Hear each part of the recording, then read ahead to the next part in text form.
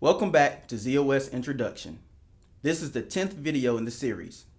The objective of this short video is to make you aware of common workstation software used to access ZOS.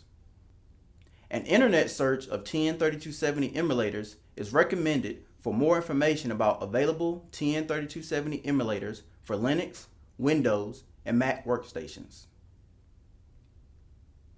SSH workstation software enables access to the ZOS Unix shell prompt.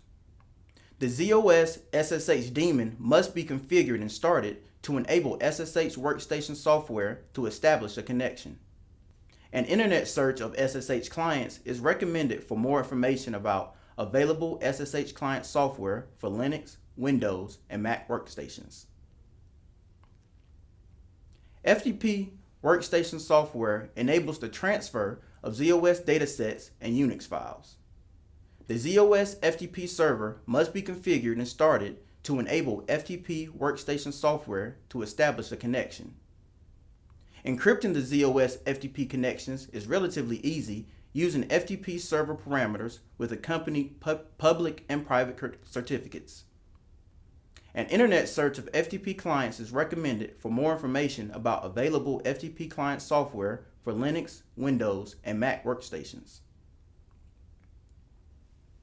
IBM Developer for Z Systems, better known as IDZ, is a workstation software that includes all the capability of TSO, ISPF, SDSF, TN3270, SSH, and FTP.